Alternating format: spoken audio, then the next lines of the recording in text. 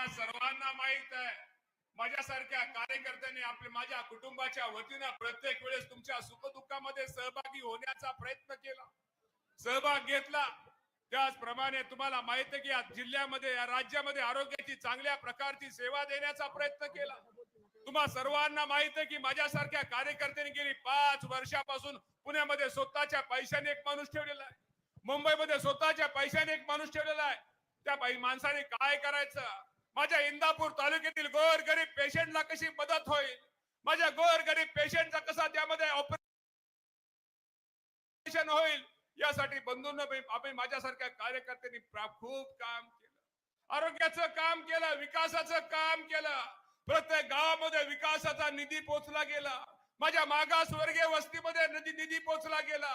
मुस्लिम समाजाला यापूर्वी कधी निधी दिला गेला होता का? गेल्या 5 वर्षामध्ये इंदापूर तालुक्यामध्ये मुस्लिम समाजाला सगळ्यात जास्त निधी कुठे गेला, तर माझ्या इंदापूर तालुक्यामध्ये देण्याचा प्रयत्न माझ्यासारख्या कार्यकर्त्यांनी केला ना बाबा. आज तुम्ही सगळेजण बघता, कुठेतरी हिंदू मुस्लिम म्हणून कुठेतरी भेदभाव केला जातो, कुठेतरी स्वतःच्या मतासाठी ही लोक काहीतरी चुकीचा मेसेज करतात, कुठेतरी व्हॉट्सअप फिरवतात आणि कुठेतरी लोकांमध्ये कुठेतरी मतासाठी ही लोक चुकीची करतात. या लोकांना जाब विचारला पाहिजे. माझ्या मागासवर्गीय वस्तीमध्ये ज्यावेळेस येत्या लोकांनी विचारलं पाहिजे, माझ्या मागासवर्गीय वस्तीमध्ये या लोकांनी 20 वर्षामध्ये किती निधी दिला. मुस्लिम समाजाच्या लोकांनी विचारलं पाहिजे, 20 वर्षामध्ये तुम्ही मुस्लिम समाजाला किती निधी दिला. त्यावेळेस आपल्याला बाबांनो दूध का दूध आणि पाणी का पाणी कळल. आज एवढा विकासाचा निधी दिल्यानंतर सुद्धा, आज एवढी लोकांची कामं केल्यानंतर सुद्धा माझ्यासारख्या कार्यकर्त्याला त्रास दिला जातो. माझ्यासारख्या कार्यकर्त्यावरती खोटे खोटे यांच्या राजकारणासाठी आरोप केले जातात. एवढं काम केल्यानंतर आज मी पण तुम्हाला प्रामाणिकपणे सांगतो, आज सकाळी उठल्यापासून संध्याकाळी झोपेपर्यंत प्रत्येक वेळेस माझ्या रस्त्यामध्ये काचाने काटा टाकले जातात आणि मला आरोप करून मी आज तुम्हाला प्रामाणिकपणे सांगतो, एवढं काम केल्यानंतर जो माणूस मिंदा नसतो, काम करतो, त्याच्यावर आरोप केल्यानंतर त्या माणसाला संध्याकाळी झोपताना किती त्रास होत असेल हे मी भोगलंय रे बाबांनो. ही मी भोगतोय, हे फक्त माझ्या बायकोलाच माहितीये, हे पण तुम्हाला आज सगळ्यांना सांगतो मी. आज होय, आपल्याला खूप कामं करायच्यात, तालुक्यासाठी कामं करायच्यात, जनतेसाठी करायच्यात, गोरगरिबांसाठी करायच्यात, माझ्या मागासवर्गीय बंधूसाठी करायच्यात, मुस्लिम समाजासाठी करायच्यात. ही मी बोलतो नाही, हे करून दाखवलंय गेल्या 5 वर्षामध्ये. तुम्ही बघताय. मला तुम्हाला एक विनंती करायची बाबांनो, ही निवडणूक महत्वाची आहे, आपल्या सर्वांच्या दृष्टिकोनातून, तालुक्याच्या दृष्टिकोनातून महत्वाची आहे. हे लोक विरोधक खूप मोठे आरोप करतायत, खूप खोट्या खोट्या गोष्टी करतायत, व्हॉट्सअप वरती खोटं फिरवतायत. या लोकांना त्यांची जागा दाखवण्याची ही वेळ आहे. आणि मी तुम्हाला आजही मत मागतोय, जर मी तुमच्या आपल्या तालुक्यामध्ये विकास केला असेल तर, तुमच्या गावामध्ये विकासाचा निधी आणला तर, तुमच्या सुखदुःखामध्ये, तुमच्या कुटुंबाच्या सुखदुःखामध्ये सहभागी झाला असेल तर, आरोग्याची सेवा दिली असेल तरच बाबांनो मला मत द्या, तरच मला मताचा हा अधिकार आहे. हे पण तुम्हा सर्वांना सांगतो. आज हे माझ्यावरती आरोप करतात. आज इथं अजितदादा पवार साहेब आहेत, लाकडी लिंबोडीची योजना. अरे आपला प्रश्न कुठला आहे? माझ्या ज्या गोर गरीब शेतकऱ्यांचा प्रश्न आहे. जी एक लाकडी लिंबोडीची महत्वाची योजना आहे, ती महत्वाची योजना कुणी रे केली? आपण 20 वर्ष मंत्री होता, का केली नाही लाकडी लिंबोडीची योजना? लाकडी लिंबोडीची योजना केली असेल तर ती अजितदादा पवार साहेबांनी केली. त्यामुळे तुम्हाला सगळ्यांना सांगतो, आपण सर्वांना माहित आहे, यापुढे आपल्याला पाणी शेतीच्या आज जे आपल्याला लढायचंय, आता आपण विकास जरूर करूया, रस्ते जरूर करूया, सभा मंडप जरूर करूया, आपण बाकीच्या गोष्टी निश्चित प्रकारे करूया. जे आपल्याला करायचंय ते आता बाबांनो शेतीच्या पाण्यासाठी करायचंय. शेतीचं पाणी आपल्या सगळ्यांच्या तालुक्याच्या प्रपंचाच्या दृष्टिकोनातून खूप महत्वाचं आहे. जर शेतीच्या पाण्यासाठी आपण जर हालचाल काय केली नाही, काय जर केलं नाही, तर मुलगा म्हणल आमचा बाप नालायक होता, ह्यांनी चुकीची राजकारण निवडली. नातू म्हणल आमचा आजोबा नालायक होता, या लोकांनी चुकीची लोक निवडली. यामुळे आज आम्हाला भोगायचं येतंय. त्यासाठी शेतीच्या पाण्यासाठी आपल्याला लढायचंय. नीरा नदीसाठी बंधारे बांधायचे, भीमा नदीवरती आपल्याला बंधारे बांधायचे, उजनी धरणावरती आपल्याला बुडीत बंधारे बांधायचे. माझ्या 22 गावांनी खडक वाचण्यासाठी कुठून कसं पाणी आणता येईल, निरा देवदरचं बचतीचं पाणी कसं आणता येईल, मुळशी धरणाचं टाटा कंपनी वीज पाणी वापरते ते पाणी कसं आणता येईल, फुरसुंगीच्या बोगद्याचं पाणी वाचलेलं कसं आणता येईल. त्याचप्रमाणे जे आज आपण बघतो घाट माथ्यावलं पाणी हे वाहून कोकणामध्ये जाताना कोकणामधनं वाहून ते समुद्रामध्ये जातं, ते पाणी उचलून कसं आणता येईल, जेणेकरून उद्या 100 वर्ष माझ्या इंदापूर तालुक्याला सिटीचं पाणी कमी पडणार आहे. यासाठी आपल्या सगळ्यांना नियोजन करायचंय. त्यासाठी तुमच्या सगळ्यांची साथ हवी आहे, तुमच्या सगळ्यांचे सहकार्य हवं आहे. आज मी व्हॉट्सअपवरती बघितलं एक दादांनी तुम्हाला सांगतो, ह्या जर योजना आपण केल्या तर 5-25 वर्ष पुढे जातील. अजित दादा पवार साहेबांनी मी ज्यावेळेस योजना कानावर काही गोष्टी घातल्या ज्या उजनी त्या शेतपळ योजनेचं तुम्हाला मी सांगतो, ती योजना केल्यानंतर उद्या 100 वर्ष शेतीला पाणी परतता येईल. योजनेचा ते कानावर घातल्यानंतर तुम्हाला सर्वांना माहिती असावं. आज मी संजीवभाऊ सोनवणे यांनी मला व्हॉट्सअप दाखवला. त्या व्हॉट्सअप मध्ये त्यांनी म्हटलं की योजना मंजूरच नव्हती, फक्त एक कागद होता, फक्त सर्वेचा रिपोर्ट होता, फक्त सर्वेचाच रिपोर्ट होता. अरे जो माणूस काम करतो त्यालाच कळतं, त्यासाठी कष्ट करतो त्यालाच कळतं. सर्वेचा रिपोर्ट होता. आपली या कामासाठी पहिली मीटिंग या राज्याचे उपमुख्यमंत्री अजितदादा पवार साहेबांनी 6/8/2020 26/8/2020 रोजी आपल्या तालुक्याच्या पाण्यासाठी पहिली मीटिंग घेणारा या राज्याचा उपमुख्यमंत्री अजितदादा पवार साहेब आहे. हा त्या योजनेचा पहिला कागद आम्ही खाली घेतला. दुसरी मीटिंग घेतली काल, ते आले होते जयंत पाटील साहेब, आदरणीय, आम्हाला ते आदरणीच आहे. त्यांनी मीटिंग घेतली 28/8/2020 रोजी. हा 28/8/2020 चा कागद हा जरा पत्रकारांमध्ये दिला, हा तो कागद. तिसरी मीटिंग घेतली 28/8/2020 रोजी, त्याचा इतिवृत्त, हा त्याचा कागद.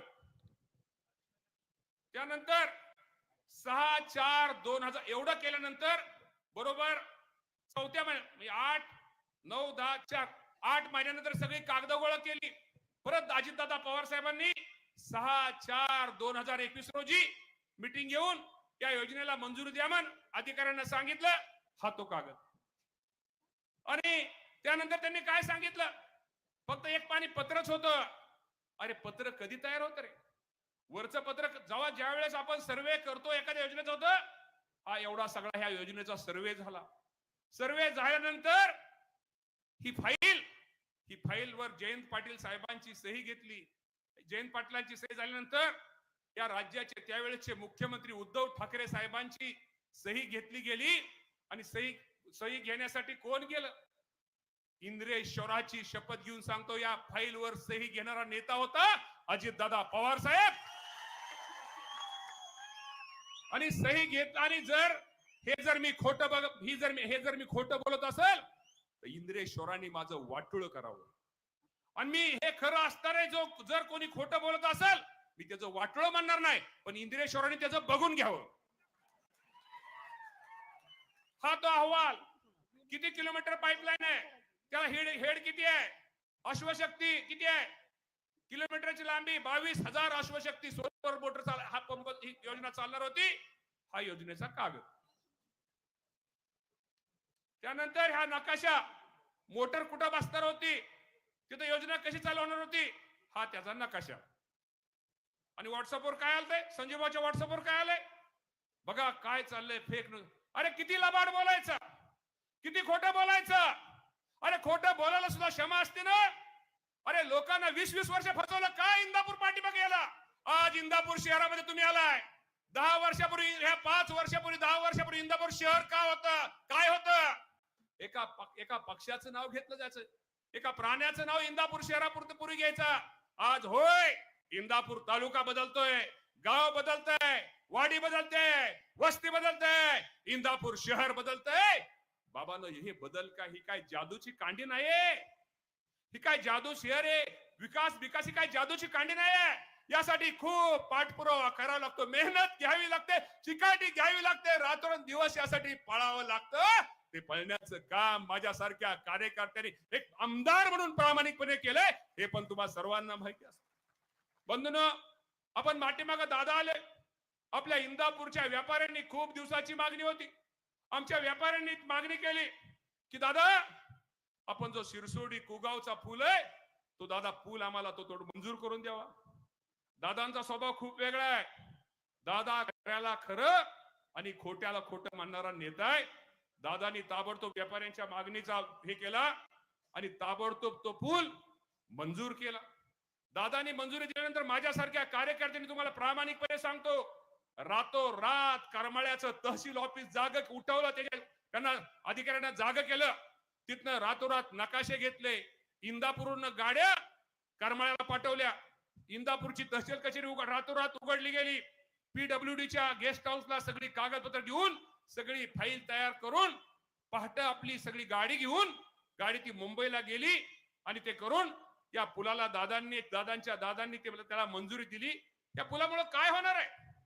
अरे या पुलामुळं माझ्या इंदापूर शहरातली बाजारपेठ वाढणार आहे, व्यापार वाढणार आहे, यामध्ये सगळीच क्रांती होणार आहे, आरोग्याची सेवा चांगली मिळणार आहे. त्यामुळं आमच्या चर्मकार समाजाचा एखादा कारागीर असेल जो खिळा मारणार, त्याचा पण व्यवसाय वाढणार आहे. आमच्या नाभिक समाजाचा एखादा कारागीर असेल त्याचा पण व्यवसाय वाढ. याचा उद्देश काय आहे? दळणवळण वाढल्यानंतर इंदापूर शहर प्रगती होणार आहे. शिरसोटीचा पूल दादाने एवढा मंजूर केला, व्यापाऱ्यांच्या मागणीवर मंजूर केला. हे काय म्हणाले जरा ऐका.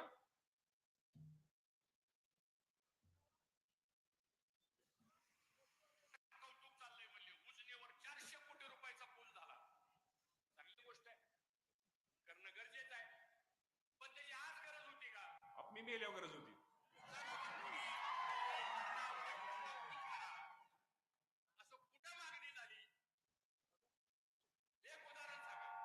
यांनी मागणी नाही केली, त्यांच्याकडे मागणी करा. हे काही आमदार खासदार येतो त्यांच्याकडे मागणी करायला.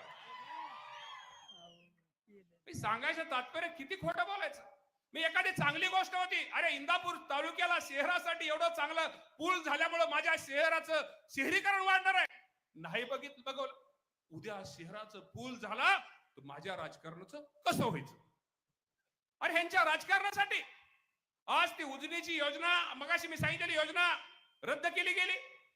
आज एवढी मोठी योजना 5 TMC ची योजना झाली असती तर मग आपली ही तर योजना मंजूर झाली तर आमच्या राजकारणाचं कसं व्हायचं?